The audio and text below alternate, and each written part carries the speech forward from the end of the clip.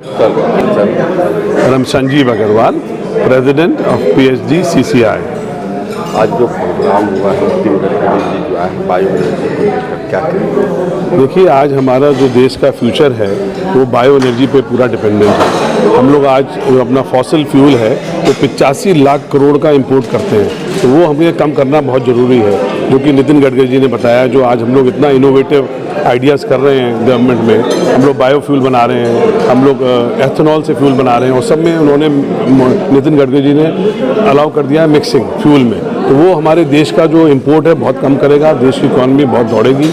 आज देखिए, उन्होंने किसानों के लिए जो प्रणाली बनाते थे उससे भी उन्होंने एथेनॉल बनाने का तरीका बताया है, जो कि मैं समझता हूँ कि इस देश को कहाँ से कहाँ ले जाएगा। तो एथेनॉल को हम उसको अपने फॉसिल फ्यूल में मिक्स करेंगे, तो आज सोचिए, आज किसान की जो ऑलरेडी योगदान है इकॉनमी में वो और बढ़ जाएगा, तो उससे किसान भी पैसा कमाएगा और हमारा प्रदूषण भी कम होगा। तो किस तरीके से आप लोग आज यहाँ पर किस तरीके से इस चर्चे पर विषय किया? देखिए, ये चर्चा आज के दिन बहुत ही इतना इनोवेटिव और बढ़िया था कि सारे जो हमारे मेंबर्स आए हुए थे उनको इतना अच्छा लगा ये सुन के कि आज हमारे देश में क्या क्या हो रहा है। आज जो हम लोग इनोवेटिव आइडियाज़ कर रहे हैं बायोफ्यूल के लिए, ऑल्टरनेटिव फ्यूल के लिए, वो बहुत अमेजिंग है। और इस तरह अगर देश चलता रहेगा तो वो दिन दूर नहीं है जब हम मॉडर्न इंडिया देखेंगे। किसान के लिए मैं समझता हूँ बहुत फ़ायदा है। जो आज वो प्रणाली जलाता था तो उसमें उसको 800 रुपये केजी का खर्चा आता था, जो आज बताया नितिन गडकरी साहब ने, और जब वो एथेनॉल बनाएगा तो उसमें 1800 रुपये उसकी कमाई होगी। तो आप सोचिए, 1000 रुपये वो ज़्यादा कमाएगा। तो किसान के लिए बहुत ही बड़ा ये एक ऐसी चीज़ है जिससे वो पैसा भी कमाएगा और प्रदूषण भी कम होगा। मगर आज नितिन गडकरी तो ये कर रहे हैं कि आज उन्होंने बड़ा अच्छा एग्जाम्पल दिया कि दिल्ली से अगर मैं मानेसर जाता हूँ तो सोचना पड़ता है, मन नहीं करता जाने का। तो उन्होंने बोला मैं ऐसे चलाऊँगा, हवा में बस चलाऊँगा जिसमें 40 लोग बैठेंगे एक बार में, और 4 मिनट का स्टॉपेज होगा, तो हर 4-4 मिनट में बस चलेगी। तो आप सोचिए, उससे अगर वो आज पूरा कर देते हैं तो कितना हमारा जो आज इतना प्रॉब्लम है ट्रांसपोर्ट का वो इजी हो जाएगा। उन्होंने और भी बहुत इनोवेटिव आइडिया दिए हैं। पानी में उन्होंने बोला मैं बोट चलाऊँगा, बहुत चीज़ें उन्होंने बोला है कि जो अगर वो चीज़ आज हम लोग पूरा कर लेते हैं तो it will be a very modern India. Focus electric को लेकर ही ज़्यादा रहा। इलेक्ट्रिक क्योंकि डीजल से जो है प्रदूषण होते हैं, तो सबको भी लेते हैं। उन्होंने बोला कि हम आज इलेक्ट्रिक व्हीकल्स बनाए हैं, उनके पास 2-3 उन्होंने शुरू किए इनोवेटिव गाड़ियाँ, जिसमें एक फ्यूल से मतलब 100% ऑल्टरनेटिव फ्यूल से गाड़ी चल रही है। तो आप सोचिए, हमें ज़रूरत ही नहीं किसी डीजल या पेट्रोल की, तो वो बहुत बड़ा उन्होंने इनोवेटिव किया है। और उन्होंने 1-2 चीज़ें और बताई हैं कि जो हम अपना बिजली से भी हम 100% बिजली से गाड़ी चला रहे हैं, तो वो तो कमाल की चीज़ हो जाएगी। मतलब आज चली रही गाड़ियाँ, बट बिजली से वो अपने आप बिजली भी जनरेट करेगी और गाड़ी भी चलेगी। वो मतलब बहुत सारे उनके इनिशिएटिव हैं जो कि इस देश के लिए बहुत मतलब विकसित रहेंगे। मेरा नाम doctor Ranjit Mehta, executive director PhD chamber of commerce. क्या कहेंगे आज काफ़ी अच्छे कुछ पॉइंट ऐसे बोले किसान के लिए भी और आम जनता के लिए? देखिए, सबसे बड़ी जो समस्या है आज हमारे देश में, ये पूरे विश्व में, वो है क्लाइमेट चेंज की। स्पेशली आप देखें दिल्ली में पॉल्यूशन की इतनी बड़ी समस्या है, और हमारे पास एक ही अर्थ है, there is only one earth to live. अगर हम अर्थ का ध्यान नहीं रखेंगे, क्लाइमेट चेंज को अच्छी तरह से डील नहीं करेंगे, तो इससे पूरी एक ह्यूमैनिटी के लिए खतरा बन जाएगा। और इसमें जो 40% जो पोल्यूशन होता है वो ट्रांसपोर्टेशन सेक्टर से होता है। तो उसको कम करने के लिए हमें ऑल्टरनेटिव फ्यूल की तरफ जाना पड़ेगा और बायोफ्यूल्स की तरफ जाना पड़ेगा। जो बायोफ्यूल्स हैं वो देखिए कचरे से होता है, और जो एग्रीकल्चरल वेस्ट है जो किसान नॉर्मली जला देते हैं या फेंक देते हैं, उस वेस्ट से आप बायोफ्यूल जनरेट करते हैं। और सरकार की ऑलरेडी पॉलिसी है कि पेट्रोल में 15% बायोफ्यूल मिक्सिंग करने की पॉलिसी है। तो जो भी जितने हमारे किसान हैं वो सिर्फ एक अन्नदाता ही नहीं बल्कि एनर्जी दाता भी कहलाएंगे आगे से, और उससे मेरे ख्याल से किसानों की इनकम जो बढ़ाने का ये बहुत बड़ा अवसर है। सारे किसान जो कि 60% आज हमारे देश के एग्रीकल्चर में डिपेंडेंट हैं लोग, तो वो सब इसको कंट्रीब्यूट करेंगे, उनकी इनकम बढ़ेगी, हमारा पॉल्यूशन कम होगा, क्लाइमेट चेंज की को फाइट करने के लिए एक हमारे पास एक बहुत ही अच्छा मैकेनिज्म रहेगा। और यहाँ तक अब बातें चल रही हैं कि इवन एरोप्लेन्स भी बायोफ्यूल्स से चलने की वो टेक्नोलॉजी भी अब आ रही है। तो मेरे ख्याल से एक बहुत ही ट्रांसफॉर्मेटिव स्टेप होगा अल्टीमेटली। ये हम सब के लिए बहुत ही अच्छा है। और PhD CCI इसमें पूरी इंडस्ट्री सरकार के साथ है और हमारे कई सारे मेंबर्स हैं जो इस चीज़ को सपोर्ट करते हैं, इस बिज़नेस में इन्वेस्ट करें। आने वाले दिनों में किसान को काफ़ी फायदा पहुंच सकता है। बिल्कुल, किसान को इससे बहुत फ़ायदा पहुंच सकता है। सबसे बड़ा फ़ायदा तो ये है, जो चीज़ किसान वेस्ट कर रहा था और पराली जलाने के लिए उन्हें पैसे देने पड़ते थे, अब उस पराली के लिए उन्हें जलाना नहीं है, उसमें पैसे खर्च नहीं करने, बल्कि कंपनीज उसको खरीदेंगी, उससे वो अपना बायो जो वेस्ट है उससे अपना बायोफ्यूल बनाएंगी। तो ये बहुत बड़ा फ़ायदा है। जो भी एक सर्कुलर इकोनॉमी का कॉन्सेप्ट है वो हमारे पहले पूर्वजों में होता था, मेरे ख्याल से वही फिर से वापस आना चाहिए। और ये जो है हमारे पूरे देश के लिए ही फ़ायदेमंद नहीं है, किसानों के लिए ही फ़ायदेमंद नहीं है, बल्कि हम इससे एक बहुत बड़ा कंट्रीब्यूशन करेंगे पूरे विश्व में। Thank you. सबसे पहले मैं PhD चैम्बर को हृदय से धन्यवाद दूंगा कि उन्होंने बहुत अच्छे इम्पोर्टेंट विषय पर अपने विचार रखने का अवसर मुझे दिया।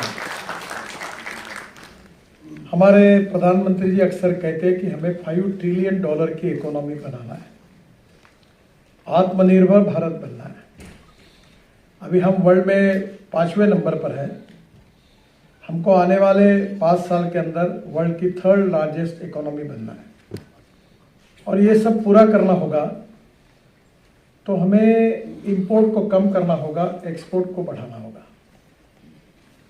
और ये करते समय इकोनॉमी को अगर मजबूत करना है तो रोजगार का निर्माण करना होगा। और जब तक ग्रोथ रूरल, एग्रीकल्चर और ट्राइबल इंडिया में नहीं जाएगी तो फिर उसका उपयोग भी नहीं होगा। गरीबी दूर होनी चाहिए, रोजगार निर्माण होना चाहिए। और इसीलिए जो 120 एस्पिरेंट डिस्ट्रिक्ट्स हैं जो सोशली, इकोनॉमिकली, एजुकेशनली बैकवर्ड हैं, उनको इकोनॉमिक प्रोग्रेस में बाकी देश के साथ जोड़ना होगा। एक इम्पॉर्टेंट बात है जो आप सब लोग जानते हैं कि हमारे सोसाइटी के 3 इम्पॉर्टेंट पिलर हैं।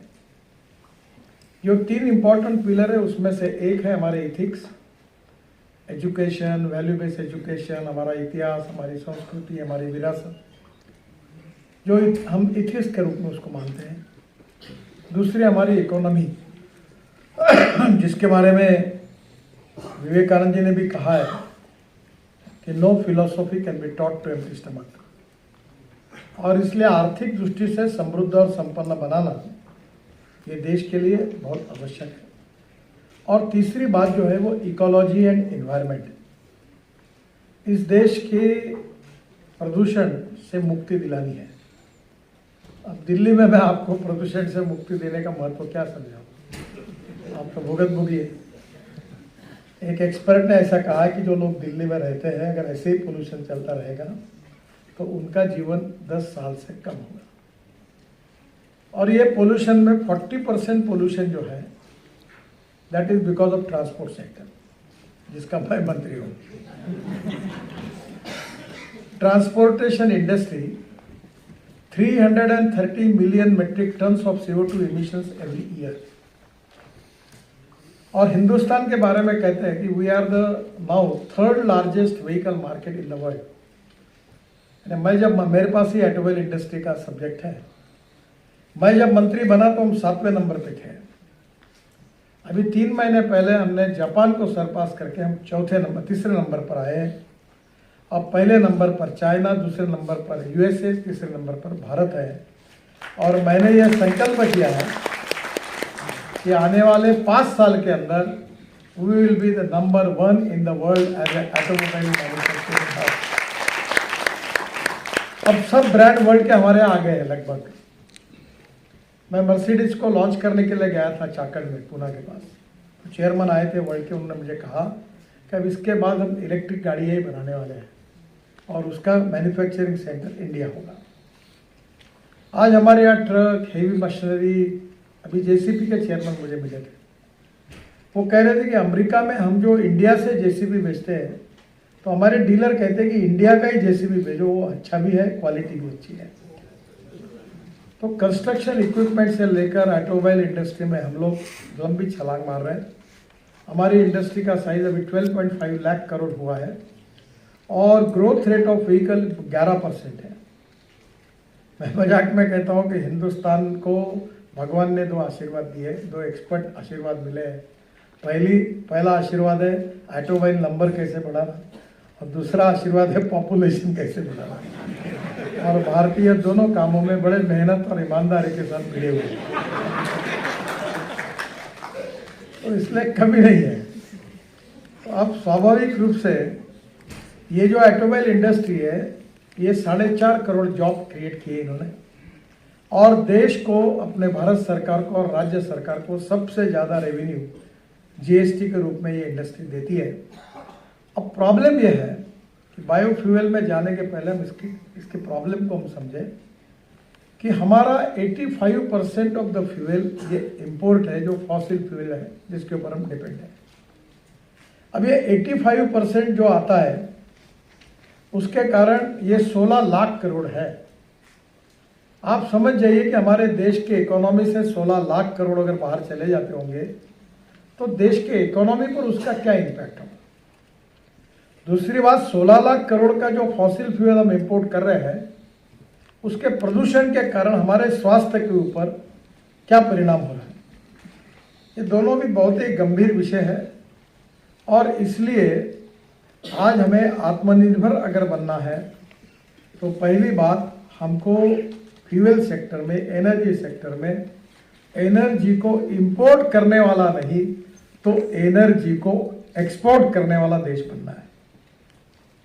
ये कठिन है पर असंभव नहीं है और इसलिए टारगेट टू अचीव जो है वो net zero emission by 2070 and target to reduce emission intensity of GDP by 45%, ये हमने हमारे सामने रखा हुआ है। अब स्वाभाविक रूप से ये टारगेट अगर हमको पूरा करना है तो हमको क्या क्या करना चाहिए, इसका जो प्लान है वो हम सबको मिलकर तय करना होगा। पहली बात तो जैसे है कि हमारे देश में टोटल जीडीपी ग्रोथ में हमारी 65% पॉपुलेशन एग्रीकल्चर, रूरल और ट्राइबल सेक्टर में है और उनका जो जीडीपी ग्रोथ में कंट्रीब्यूशन है वो केवल 12% है। मैन्युफैक्चरिंग सेक्टर का कंट्रीब्यूशन 22 से